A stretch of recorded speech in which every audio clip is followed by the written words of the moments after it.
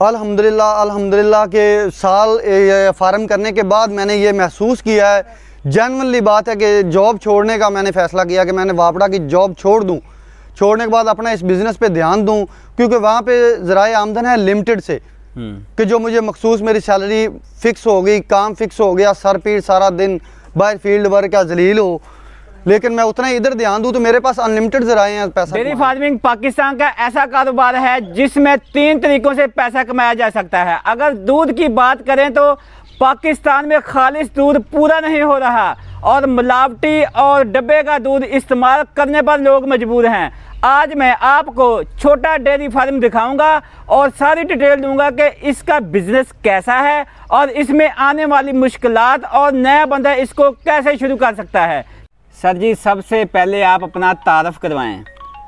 मेरा नाम शकील है जी, राजपूत भट्टी फैमिली से ताल्लुक़ है जी हमारा। अच्छा जी, पाकपतन के रिहायशी हैं। अच्छा, डेयरी फार्मिंग के बिजनेस पर सबसे पहले बात करूंगा, डेयरी फार्मिंग में पैसा कितने तरीक़ों से कमाया जा सकता है? इसके वो इंसान पर मुनसर करता है कि इंसान कितना पैसा कमा सकता है खुद काम करके, क्योंकि इंसान अगर किसी चीज़ पे इन्वेस्टमेंट करता है तो उस पर मेहनत भी करता है। मेहनत से हर चीज़, मेहनत के बगैर कोई भी चीज़ नहीं। फ़र्स्ट ऑफ ऑल तो मैं आपको ये बता दूं। दूसरी बात ये है कि इसमें कम अज़ कम जो है 3 से 4 तरीके हैं जी। फ़र्स्ट ऑफ ऑल मिल्किंग जी, जो मकसद मेन हमारा है, जो दूध सेल करना सही। और दूसरा इसमें आ जाता है हमारा जिसमें हम हिफरें तैयार करते हैं, जो बच्चे, हाँ जी, जो बच्चे हमारे पास आ गए हैं, जो मेल आ गए हैं उनको तैयार किया, वो सेल किए, हिफरें तैयार की, वो गायें बन रही हैं आगे जी। उसके बाद हमारे जो दूसरे इसका जो अजाफी ये गोबर वगैरह जो है जी, वो बड़ा अच्छा सेल भी हो जाता। गोबर को कहाँ पे सेल करते हैं, कहाँ पे यूज हम सेल नहीं कर रहे। पार्टियां एक दो आई थी, वो आजकल नया ट्रेंड चला हुआ है, चूल्हे बने हुए हैं जिनका ईंधन वगैरह बनता है इनके गोबर से जी। वो एक दो बंदों ने कांटेक्ट किया, लेकिन हमारे पास अल्हम्दुलिल्लाह चारा वगैरह अपना लगाया होता है, जिम्मेदारा भी है, तो मैं तो ज्यादा अपनी जमीनों में इस्तेमाल करता हूँ जी। ठीक है, खाद की जरूरत नहीं पड़ती, DAP वगैरह डालने की कोई जरूरत नहीं, यानी कि आप खाद की जगह पर भी गोबर इस्तेमाल करते हैं। बिल्कुल, पानी में भी बहा दिया, वैसे अगर जमीन फ्री है तो वैसे खाली छटा दे दिया। बिल्कुल जी। अच्छा सर जी, आपके पास कितने जानवर हैं, डेली बेस पे कितना दूध आता है?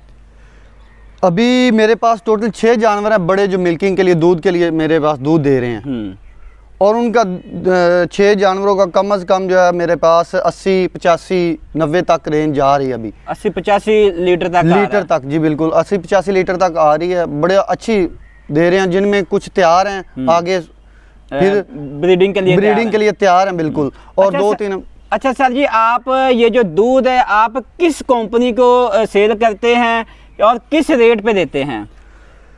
रेट अल्हम्दुलिल्लाह अभी तो फिलहाल 100 रुपया चल रहा है जी। मौसम के हिसाब से आगे उम्मीद है इस गर्मी में 150 तक चला जाना है। अच्छा, रेट गर्मियों में रेट ज्यादा हो जाता है? हाँ, गर्मियों में क्योंकि दूध की मांग होती है बहुत ज्यादा। पिछली सर्दियाँ मेरा 65 रुपया रेट था। अच्छा जी। पिछली जो सीजन मैंने सर्दी का गुजार चुके हैं जी। इस दफा आए हैं, मेरा 100 से कम हुआ ही नहीं पूरी सर्दियाँ, क्योंकि महंगाई की सूरत हाल आप चेक कर रहे हैं, हर चीज बढ़ रही है, तो दूध भी बढ़ना चाहिए। 150 रुपया सेल कर रहा हूँ, लेकिन लोकल ही हमारा इधर दूध नहीं पूरा आ रहा, वो इधर ही सेल हो जाता है। कंपनी को नहीं दे रहे। फर्स्ट ऑफ ऑल ये है, कंपनी को डालने के लिए मेरे पास 100, 150, 200 लीटर कम अज़ कम जो है ना, वो 100, 150 निकल गया मुँह से, 1000 लीटर कम अज़ कम 800, 1000 लीटर दूध हो जो मैं कंपनी को सेल करूं, लेकिन कर रहा हूं तब अगर यहाँ पे मेरा निकल ना रहा हो, अच्छे रेट पे निकल रहा है, मुझे टेंशन ही कोई नहीं। मतलब कि इधर ही सेल, लोकल सेल हो जाता है। लोकल सेल, और लोग एडवांस पैसे देते हैं। सही। अच्छा सर जी, बात करें फीड प्लान की, आप इनको क्या खिलाते हैं? इनको सब्ज़ चारा देते हैं, सैलेज देते हैं, वंडा देते हैं, इनको फीड प्लान में क्या खिलाते हैं? फीड प्लान हमारा जी आसान सा है, देसी सा हमारा एक फार्म है, जदीद फार्मिंग की तरफ नहीं, इतना ज़्यादा जदीद तो नहीं है, देसी ट्रेंडिंग जो आम नॉर्मल हालात में हमारे चल रहे हैं वैसे ही है, जिसमें चारा जात हैं, देसी चारा जात, बरसेम वगैरह होगी, लोसन होगी, और उसके अलावा ज्वार या गाचा जिसको हम बोलते हैं, मक्की और सैलेज, तूड़ी, इन 3 चीज़ों का मिक्सचर। अभी पिछले दिनों सर्दी का सीज़न था, उसमें कमाद भी इस्तेमाल कर लिया, वो उसने बड़ा अच्छा रिजल्ट दिया, जानवर फिट हो गए जिस्मानी तौर पे भी और मिल्किंग के लिहाज से भी, दूध की मिकदार भी उनकी बढ़ गई। ये इन तीनों चीज़ों को 3 टाइम हमारा जो एक रूटीन बनी हुई है। अच्छा, आप जो सैलेड डालते हैं, जो आपकी एक गाय को कितना सैलेड डालते हैं, कितने किलो? हाँ, सैलेज कम अज़ कम जो है 15 किलो एक गाय को जी। अच्छा, अच्छा, सैलेज और जो सब्ज़ चारा है, इसमें कोई दूध का भी फर्क पड़ता है कि सैली डालने से दूध ज़्यादा होता है और सब्ज़ चारा डालने पर आपको दूध कम मिलता है, इसमें भी कोई फ़र्क है या नहीं? बिल्कुल है, क्यों नहीं है। खुराक बड़ी अच्छी चीज़ है, खुराक पे हर चीज़ डिपेंड करती है। जैसा हम खुराक जानवर को देंगे वैसा वो हमें रिजल्ट देगा। आपको इस सैलेज और सब्ज़े में क्या रिजल्ट का फ़र्क आया है? सैलेज बंद नहीं करना चाहिए, सैलेज भी ज़रूरी है। सैलेज जिस्मानी तौर पे जानवरों को ठीक रखता है, सही, दूध की मिकदार भी ज़्यादा बढ़ा देता है। लेकिन जदीद फार्मों में टोटली ही सैलेज इस्तेमाल हो रहा है, जो कि मैं इधर रहता हूँ देसी हालात में, मैं फील करता हूँ कि 2400 घंटे सैलेज देना नहीं, मुझे मुनासिब नहीं लगा कि जानवरों के साथ ज़्यादती है। हर चीज़ जैसे हम इंसान अपना जायका टेस्ट चेंज करते ही रहते हैं सारा दिन कुछ ना कुछ। मतलब ये कहने का कि एक ही चीज़ पे जोर नहीं देना है, इनका टेस्ट चेंज करना ज़रूरी है। सही है। शेयर कर लेते हैं, चारा जात मिक्स करके डाल दिए, सब्ज़ चारा हो गया, सैलेज हो गया, तूड़ी लाइट सी होगी। अच्छा, वंडा जो आप डालते हैं किस कंपनी का डालते हैं और इनको कितनी मकदार में डेली बेस पे, ये जो आपके पास 8-10 गायें, इनको डेली बेस पे कितना वंडा डालते हैं? वंडा हम मैक्सिम प्लस इस्तेमाल कर रहे हैं सर।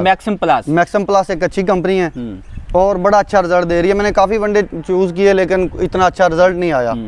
मेरे पास कम से कम 8-9 माह से यही चल रहा है। पहले 2-3 माह मुझे परेशानी हुई, लेकिन अभी जो है वो दूध के हिसाब से वंडा दिया जा रहा है जी। 3 लीटर दूध पे 2 किलो वंडा। सही है, 3 किलो दूध पे 2 किलो वंडा। 2 किलो वंडा मतलब कि आप 2 किलो वंडा डालते हैं तो 3 किलो दूध मिलता? 3 की एवरेज सर। अच्छा, 3 की एवरेज। हाँ, अगर जानवर 9 किलो दूध दे रहा है ना, तो उसको आप 4 किलो, कम से कम 4 किलो वंडा मैक्सिमम। अच्छा सर जी, बात करें कि गर्मी और सर्दी की, आपके शेड में इधर जानवरों को गर्मी ज़्यादा लगती है, सर्दी लगती है? अगर गर्मी ज़्यादा होती है तो आप कैसे मैनेज करते हैं? सर फर्स्ट ऑफ ऑल मेरे पास जानवर हैं क्रॉस, जो पाकिस्तान में बहुत ज़्यादा मकबूल हैं। क्रॉस जानवर ज़्यादा चल रहे हैं क्योंकि जदीद फार्मिंग में हम बाहर से इंपोर्ट करके जानवर रख सकते हैं। इस हालात में जदीद फार्मिंग वाले जो बाहर के इंपोर्टेड जानवर नहीं रख सकेंगे। लेकिन ये हमारा देसी सा एक शेड बना हुआ है सर्दी के लिए। आप देख सकते हैं, मैंने वो ना दरवाजे वो पीछे जो तरपाले वगैरह लगाई हुई हैं पीछे, सिर्फ हवा की क्रॉसिंग ना, उसके अलावा इनको कोई परेशानी नहीं। सर्दी में भी गर्मी होती है, यहाँ पे आगे तरपाले लगा देंगे, 2-3 बाहर निकाल देंगे, अंदर पंखे लगे हुए हैं जिनकी वजह से ये गर्मी में बेहतरीन ओपन माहौल, ये छाए बन जानी है, खुला, कोई मसला नहीं, परेशानी बनती नहीं, किसी चीज़ का कोई मुशक्कत करनी नहीं पड़ती। सही हो गया। अच्छा सर जी, मुझे ये बताएं, कारोबार ये जो डेयरी फार्मिंग का कारोबार, ये कितनी देर चलने वाला कारोबार है? ये समझदार इंसान के लिए इशारा काफ़ी होता है। मेरा ख्याल कह रहा है कि लोगों को भी, भाइयों को, सबको पता ही होगा कि ये लाइफ टाइम चलने वाला एक कारोबार है जिससे आपकी आने वाली नस्लें तक खा सकती हैं। क्योंकि ये ना अल्लाह रहम करे, तौबा अस्तगफिरुल्लाह, ना इन्होंने बछड़े देना बंद करना है, ना इन्होंने दूध देना बंद करना है। मैंने एक साल अभी कोई जानवर सेल नहीं किया। 6 से मेरे 7 जानवरों से मेरे 17 जानवर हो गए अल्हम्दुलिल्लाह। मतलब कि आपके 7 जानवरों से 17 जानवर हो चुके जी सर, अल्हम्दुलिल्लाह, साल में, 1 साल में जी। और 1 साल में जो मैं वहाँ पे तैयार लेके आया था, जिनके पीछे बछड़े थे, वो दोबारा तैयार हो के दोबारा भी उन्होंने बछड़े दे दिए माशाल्लाह 1 साल के अंदर अंदर। अच्छा सर जी, मुझे ये बताएं कि आपका जो फार्म का डेली का जो खर्चा है, टोटल जो जानवर हैं उनका डेली का खर्चा कितना है और उनमें जो आपका दूध मिलता है वो कितने का, आपको दूध प्रॉफिट कितनी आती है दूध की? सर मैंने आपको पहले भी बताया, दोबारा याद करवा दूं कि मेरे पास 6 से 7 जानवर हैं जो दूध दे रहे हैं और बकाया टोटली मेरे पास 17 जानवर है। 17 जानवरों का हर चीज़ बिल समेत हर चीज़ को कैलकुलेशन निकालने के बाद 3000 से 3500 रुपया मुझे खर्चा आ रहा है डेली का। 3000 से 3500 रुपया जो इनकी फीड पे आ रहा है। हाँ, इनका फीड खर्चा 3000 से 3500 रुपया तक। और कम से कम मेरा दूध जो सेल हो रहा है वो 7 से 8000 रुपए का सेल हो रहा है डेली बेसिस पे। मतलब ये कि 3000 लगाकर आपको, हाँ, 8-10 हज़ार रुपया डेली बेसिस पे सुकून से, कोई ऐसा इशू नहीं। एडवांस भी ले लेते हैं, किसी वक्त मुझे ज़रूरत है 1 लाख की 2 लाख की एडवांस मांगे, फौरन 2 दिन पीछे होते हैं। आपको इधर के हालात का पता ही है। सही है। अच्छा, फार्म ये जो आपका है कितनी जगह पर है और यहाँ पर जो काम करने के लिए आपने कितने मुलाजिम रखे हुए हैं? हमारा फार्म जी 1 कनाल में है अभी जी, और फिलहाल मुलाजिम एक ही है। नेक्स्ट टाइम इंशाल्लाह मेरा है मूड के पीछे ना थोड़ी जगह बना के, आजकल वो जो बैल का गोश्त के लिए जो तैयार किए जो जा रहे हैं slaughter house के लिए बछड़े। हाँ स्लाटर हाउस के लिए, वो बछड़ों का नेक्स्ट माइंड है मेरा कि वो भी साथ साथ स्टार्ट किया जाए, थोड़ा सा इतनी सी इन्वेस्टमेंट के साथ जी। और फिर इंशाल्लाह दूसरे बंदे का इंतज़ाम करेंगे। उम्मीद है कि एक से गुजारा हो जाएगा, क्योंकि उनको दूध नहीं धोना पड़ता, सिर्फ खुराक डालनी है सेल करने, और ऐसा कोई चक्कर नहीं। अच्छा सर जी, एक छोटा डेयरी फार्म बनाने के लिए नए बंदे को आप हमारे पाकिस्तानी भाइयों को क्या मशवरा देंगे? मैं तो यही कहूँगा कि इससे अच्छा बिजनेस कोई नहीं। जैन मैं खुद एक वापड़ा मुलाजिम भी हूँ, ये मेरा एक पार्ट टाइम काम है, लेकिन जनरली बात है कि मैंने जब से 1 साल हो गया शुरू किया तो मेरा मूड है कि यार उसे ड्रॉप करूँ, छोड़ूँ। ये मुझे अल्हम्दुलिल्लाह बड़ा मतलब कि अच्छा काम आप ये चाह रहे हैं कि सरकारी नौकरी को छोड़ छोड़कर दूँ, ये करूँ। जनरली बात है अल्हम्दुलिल्लाह इज्जत भी मिल रही है, रोज़गार भी है, अल्हम्दुलिल्लाह बड़े खुश हैं, बहाल हैं, कोई ऐसा मसला नहीं। और अगर कोई भाई करना चाहे तो मैं उसे यही मशवरा दूंगा कि सिर्फ और सिर्फ जहाँ पे भी करे, सिर्फ जगह का ही मसला होता है। आपको भी पता है, जगह अवेलेबल हो, बाकी किसी चीज़ का कोई इशू ही नहीं है। 10 से 15 लाख में कोई भी इंसान में जितना मैं दूध निकाल रहा हूँ, अगर मैं इनकी सफाई करके सिर्फ मिल्किंग वाले जानवर रखूँ तो मेरा खर्चा इससे भी मतलब कम हो कि जाए। छोटे बछड़े वगैरह आप बना बछड़े रखे हैं। वगैरह बछड़ियाँ वो निकाल देता हूँ, और मैं सिर्फ जानवरों पे मेहनत करता हूँ, इनका दूध लेता हूँ, तो मेरा खर्चा मज़ीद 2000 कम हो जाना है। मतलब ये कहने का है कि अगर कोई शहर में ये फार्मिंग करना चाहे तो वो कैसे कर सकता है? बड़ी आसानी से, सिर्फ मैंने पहले भी आपको बताया कि इंसान के पास सिर्फ जगह का होना ज़रूरी है। बाकी जानवरों का खुराक का कोई मसला नहीं, कि खुराक का इशू होता है सबसे पहले। जो बंदा इनकी खुराक नहीं पूरी कर सकता उनको जानवर रखने का कोई हक नहीं है, उनकी बदुआएं नहीं लेनी चाहिए। अपना कारोबार तो करना है ना। वो अच्छा, खुद भी शहर में तो जमीनें नहीं होती चारे के लिए, वो कैसे करेंगे? शहरी कैसे करेंगे? आजकल सर, आजकल इस चीज़ का सवाल नहीं पैदा होता। वो पहले पुराने दौर थे जहाँ पे जाना, ज़मीनें होनी तो चारा लाना काटना। आजकल तो चारे का भी सवाल ही पैदा नहीं होता, लोगों के पास एक मरला ज़मीन का नहीं है, लेकिन वो सैकड़ों जानवर पाल रहे हैं। सिर्फ और सिर्फ साइलेज और तूड़ी, खुश्क चारा जात हैं वही आप देते रहें। मार्केट से हमें सब्ज़ चारा जात भी अवेलेबल होते हैं, और उसमें कोई इशू नहीं, कहीं ढूंढने नहीं जाना पड़ता। आप पाकपतन के आप सूरत हाल देख सकते हैं कि अभी तो जगह जगह पे टाले आ गई हैं जिन पे साइलेज मौजूद है, तूड़ी मौजूद है, पट्ठे वगैरह, चारा जात, हर चीज़ अवेलेबल है।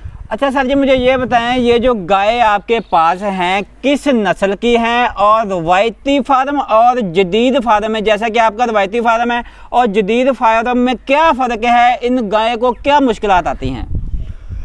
सर, रवायती और जदीद फार्मिंग के पहले मैं बात करना चाहूँगा कि रवायती और जदीद फार्मिंग के लिए ना इंसान के लिए माइंड का होना बहुत ज़रूरी है जी, कि सोच हो कि मैंने करना क्या है पहले। जदीद फार्मिंग के लिए हमें बहुत ज़्यादा सहूलियात देनी पड़ती हैं। फर्स्ट ऑफ ऑल मैंने रवायती फार्म इसीलिए शुरू किया क्योंकि मेरे पास इन्वेस्टमेंट थोड़ी थी। मैंने उतनी इन्वेस्टमेंट में अपने जानवरों के लिए एक जगह बना दी। मेरे पास अल्हम्दुलिल्लाह मैंने थोड़ी बनाई, अच्छी बनाई, जैसी भी बन गई बेहतरीन है, और अच्छा रिजल्ट है। साल में कोई मुझे ऐसा इसका कोई साइड इफ़ेक्ट नज़र नहीं आया जगह का कि मौसमी लिहाज से मैं तंग हो रहा हूँ, मेरा जदीद फार्म नहीं है, मेरे पास ये अवेलेबल नहीं है, वो नहीं। पंखों की ज़रूरत थी, वो मैंने लगा दिए। अच्छा जी। जदीद फार्मिंग में सबसे पहले इन्वेस्टमेंट का होना बहुत ज़रूरी है।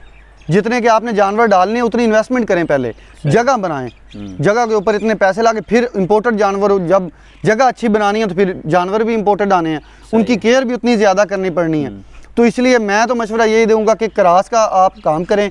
मेरे पास सारे टोटली जानवर क्रॉस हैं, जो पाकिस्तान, जो बाहर की ब्रीड पाकिस्तानी जो गाय हैं उनमें बाहर की ब्रीड के हम इंजेक्शन रखवाते हैं, क्रॉस करवाते हैं, वो बड़े बेहतरीन रिजल्ट दे रहे हैं। और अल्हम्दुलिल्लाह 25 प्लस जा रही है एवरेज। मेरी कोई गाय नहीं है जो 20 से कम दे रही है दूध। सही हो गया जी। तो नाज़रीन, कैसी लगी आज की हमारी वीडियो? अगर वीडियो अच्छी लगी हो तो लाइक कमेंट जरूर करें। फिर मिलेंगे नई वीडियो में, तब तक के लिए अल्लाह हाफिज़।